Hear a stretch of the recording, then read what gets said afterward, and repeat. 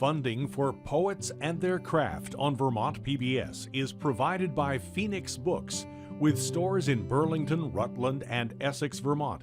Phoenix Books, supporting our communities in everything we do, from books to authors. Details and information at phoenixbooks.biz. Vermont College of Fine Arts, located in Montpelier, fosters the excellence of established and emerging writers, designers, artists, composers, teachers, and filmmakers through its graduate-level programs. Learn more at vcfa.edu. Northshire Bookstores, fostering discovery and serendipity for babies to the ageless, committed to building community one book at a time, with locations in Manchester, Vermont, and Saratoga Springs, New York, and Middlebury Breadloaf School of English and Breadloaf Writers Conferences attract emerging and established faculty, students, and writers from around the country, a summer tradition for more than 90 years.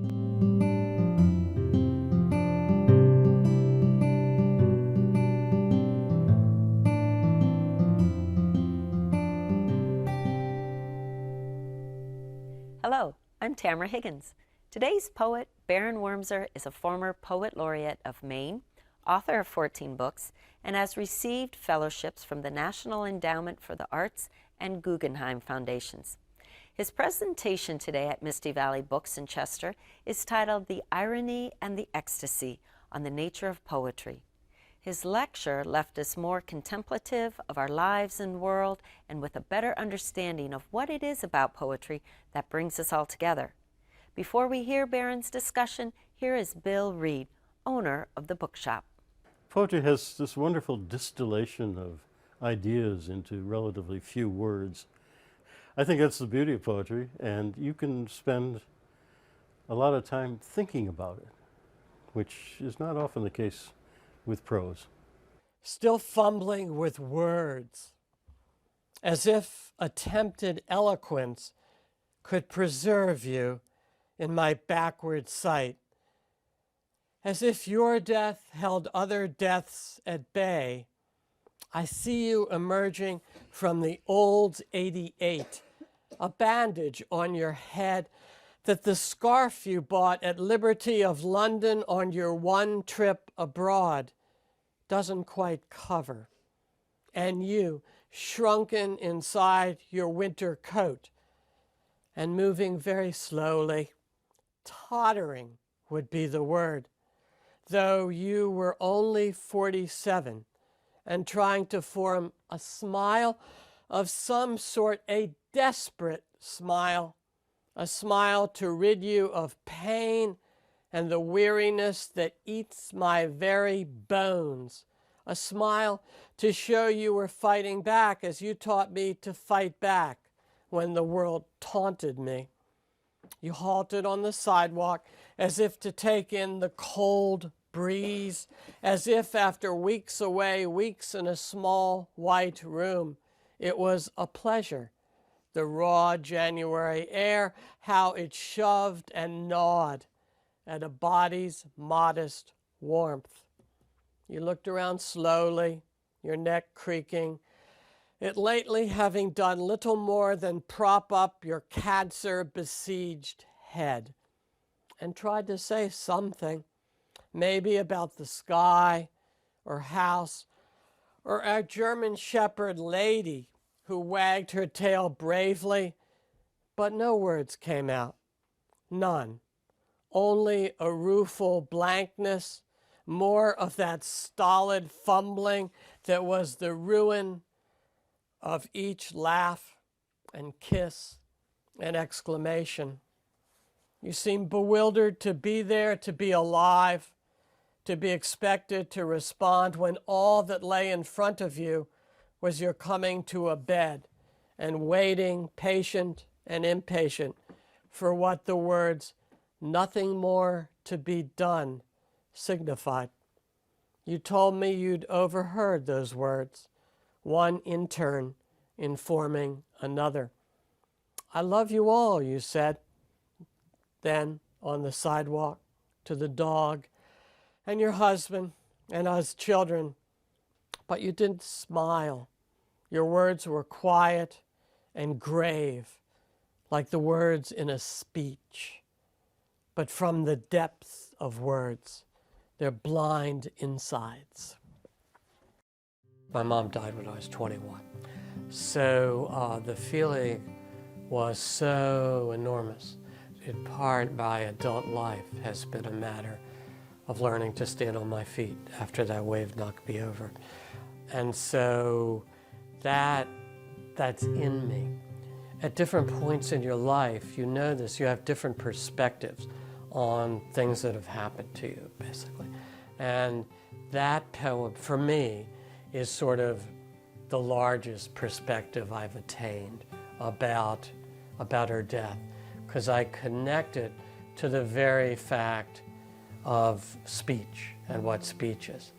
The ecstatic element is childlike, praise-giving, erotic, fervent, impulsive, materialist, contemporary, open, and unself-conscious. The ironic element is adult, critical, compromised, wary, thoughtful, abstract, historical, self-protective, and self-conscious. Little wonder that poets are sometimes confused creatures. I have to stop here and say I taught once in South Dakota at the university there, and had a student, very earnest young woman. I think she was an elementary ed major. And she wanted her B. And she came into, my office and said she was having a hard time. And she said, Professor,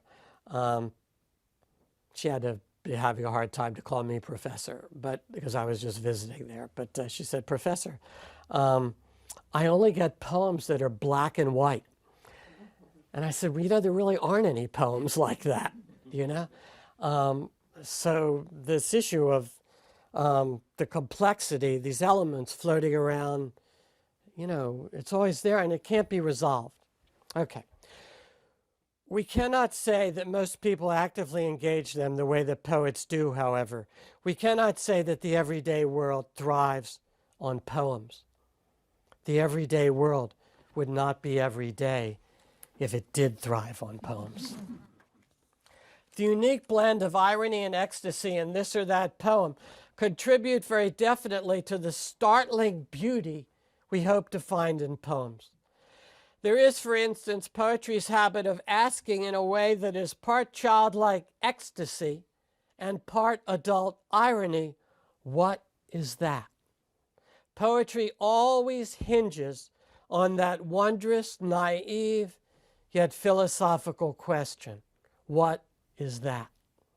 In that regard, poetry's enemies are knowingness and cleverness, those socialized plagues that will always be with the human race. This mingling of irony and ecstasy is bound to make poetry a radical art, full of a strange mix of the comforting, being is good, and the discomforting, being is the ground of much torment, both physical and mental. Sometimes, to focus on the poetry of the United States, poetry walks right through the gates of Puritan hell, as in the work of Dickinson, Frost, and Plath. Sometimes it offers an alternative vision of how we might approach life, as in Whitman, Stevens, and William Carlos Williams. For my part, I cannot say that living on that knife's edge has been weirdly natural for me. This may have something to do with my being Jewish. It may have something to do with my living over 2 decades in the Maine woods without the amenities. We lived off the grid. It may have something to do with my working in a mill town in Maine for those decades where life was very close to the ground. Disabused wonderment would be a box I could check. The years tucked in like happy, drowsy children. What a good life it's been.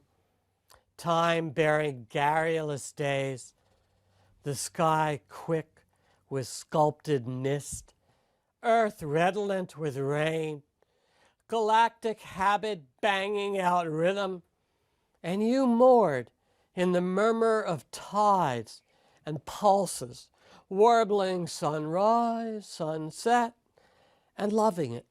Despite the Buddhist texts you've read revealing delusions bred by attachment, the mind clutching what is not there.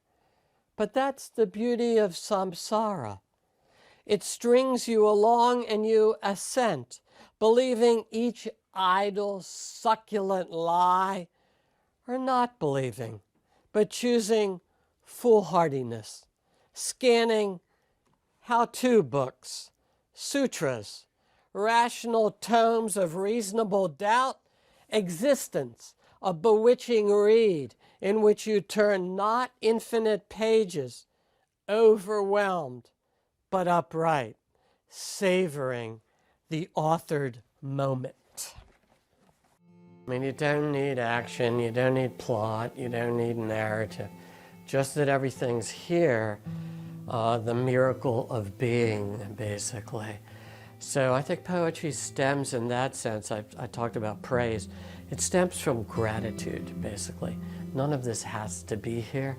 So just that celebration of things being here. There's a great line by the poet Theodore Redke, and the line is, "I am," said the lamb. That's it. That's the whole thing right there, is being, which we, alas, take for granted. So poetry keeps saying, don't take that for granted, don't take that for granted.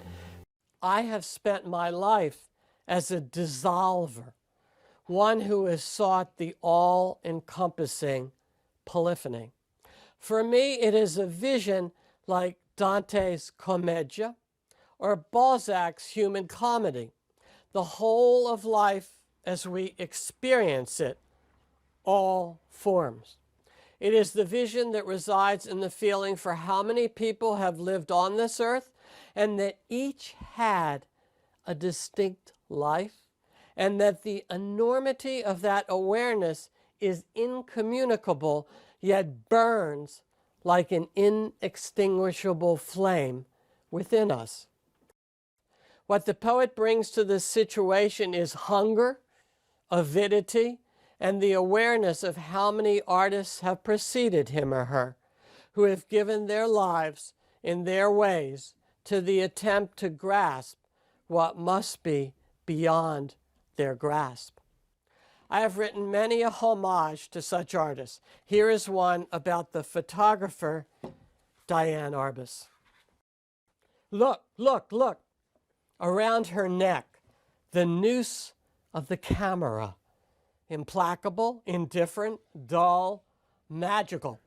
Like a porter at a gate, interceding, she stands at a gate. She carries the world on her back, a pack of unwholesome toys. The porter smiles, sneezes, sneers. Take this, she says. See that? The porter yawns. What is beautiful is awful. What is awful is beautiful. Perhaps Goethe said that, and a teacher told her. She holds the camera to her chest. Can it hear her? Oh, cheap omnipresence. How does she dare to cramp the unholy world? To usher existence into a pew? To tailor the measurements of infinite space? Hush, she says, hush. The tall man, the thin man, the fat woman, the short woman, the bearded woman, the elevator man, the flower woman, the human wreck, the human pincushion, the human map, the seal boy, the wolf girl, the chicken man, the bear woman, the woman who is a man, the man who is a woman. Everyone walks down a street. Everyone goes home at day's end and lights something against the night, while the great sad artist welcomes the absence of clarity, inserts a flashbulb in her apparatus, sits at the kitchen table, and broods over the dreams of strangers, the grief that tunnels under the skin, the smooth mask of perturbation, the bodily home that is no home. She will find everyone out. She will hold a moment. Who has done that? Achilles, Hector, Gilgamesh, Roland? Who has held a moment and not let go? She can be her own myth, but she cries and puts her head down on the table. There is no one to cheer her up except a machine that makes everything worse, that piles woe upon adroit woe. While she scrambles up the side of a building, a bridge, a face, a cloud, fearful but alert, not Achilles, Hector, Gilgamesh, Roland, but a woman in a dress. Click, click, click. Everything must be lost. All this careful finding must be lost. Only that makes the great, sad artist smile. Only that. There are spirits in the air, and they are speaking to me day and very much at night. On my dark days, I feel that our inability to hear the spirits and the ghosts dooms us, that we have no pity in us for our plight, to say nothing of the creatures on the earth, that we are too full of get-moving bustle to truly feel anything, to be appalled, to be humble, to be grateful. I have read in this regard about the native ghost dance on a number of occasions. It speaks to what I am talking about, and it seems natural that I finally wrote about it. It was a religious movement in the latter part of the 19th century, which, among other things, featured a dance in which Indians sought to persuade the spirits to make the white people disappear, and the buffalo that the white people had largely extirpated return. It speaks to a dimension of feeling that non-natives rarely recognize. That seems to me to be our loss. Busy with time, I forget out of time how to recall. The stars shuffle in their recondite heaven. To hear them, I must be still. To hear them, I have to open my beleaguered head. How much money did I make today? The spirits watch and grimace. Thousands of Indians shuffle their feet, a thin yet supple sound. If you stand outside Walmart, Taco Bell, Eddie Bauer, the shilling hearts of the fluorescent republic, and are very still above the cars starting, people prattling, radios broadcasting, you can feel the tremor of moccasin feet shuffling, not stopping, dancing past exhaustion, past hope and hopelessness, to a place out of time but in life, the concise moments of crickets, beavers, buffalo on a lush prairie, ravens talking. Have you seen the Indians? They are almost all dead, but they have plenty of ghosts. No ghosts for sale in Walmart, Taco Bell, Eddie Bauer. Only those hungry ghosts buying 12 packs of paper towels, extra sauce, signature twill shirts, chanting, Walmart, Taco Bell, Eddie Bauer, Walmart, Taco Bell, Eddie Bauer, Walmart, Taco Bell, Eddie Bauer. I forget how many died for this. How many were scalped, eviscerated, speared, arrowed? Their ghosts are angry too. But the Indians continue to dance. The troops ride into the encampment at Wounded Knee and start shooting. Screams, many screams. Everyone moves on. Nothing comes back. But like sun and clouds and stars, the spirits are undeterred. They hear the shuffling feet, the cries that pierce the squander of grief. For me to energize a poem, it helps if there's what I call a collision. Something bumps up against something else. And we do live in the continuum of American history. So the events I talk about there, the current events, so to speak, the way people live in the United States now, shopping and going to Walmart, that's part of the continuum. You can argue that the extirpation of the Indians made possible whatever you want to call it, the white people's so-called civilization here. But it's also about, which is what poetry is about, is the spirit world. The spirit world is always there around us. The question is, are we listening to the spirit world? The people who lived here before the white folks showed up were very much in tune with the spirit world. That's not what shopping at Walmart is about, is being in touch with the spirit world, but it's there. So I wanted to bring that to bear on what people are doing. So that's kind of ludicrous in one way, but not funny at all. If you are alive to the paradoxes of history, it seems to me you must balance on a knife's edge.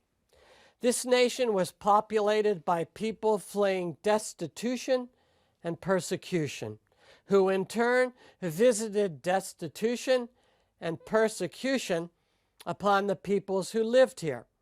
One group's opportunity was another group's ruination. I, and most of you, are the descendants of those who fled pogroms, famines, poverty, religious bigotry, and the hopelessness I mention in my poem. One of the gifts of poetry is that it can summon up a great deal in a small space and not demand some simple resolution or answer. In a poem, the various elements can coexist. What is crucial is that the elements be brought forward and allowed to speak. To scoop up a scrap of feeling that falls from the gusty October sky, a rare little thing like a bare hatchling or fresh blood stain, the air thick with ochre and violet, as if an abstract expressionist had taken hold of a cloud and soaked it till it bled ghost tears. Then brayed with crafty giddiness at art's prodigal counterpunch, a bray the cars take up out of impatience, for they must be elsewhere and soon, and this moment is only a mental tunnel, more failed history. Though when a woman turns her head sideways and sees one of those slim trees the city plants clinging to a few last leaves as if they were dignity itself, it's hard not to squirm with admiration, lift weary hands off the wheel, and yell to the stooped, goggle-eyed guy on the sidewalk leaning to catch something, don't pocket it. Let it grow. The guy looks up, big, incredulous eyes, big ears too, and like the wandering Jew, he softly groans. Form challenges the poet, and challenges are good if they are within the realm of the seemingly doable. There is the ecstatic satisfaction of the definitive and the irony of the ever undefined, the adapting of form to one's confused purposes. Here is a villanelle entitled Climate. The scale is much smaller than the ode, but the compression factor is much greater. Instead of sprawl and the ode's gathering inclusiveness, there is relentless focus and concision, along with repetition, a world of no escape. Elise, aged 9, worries about the ice and polar bears with no place to go. She lies in bed, alert to her fraught life.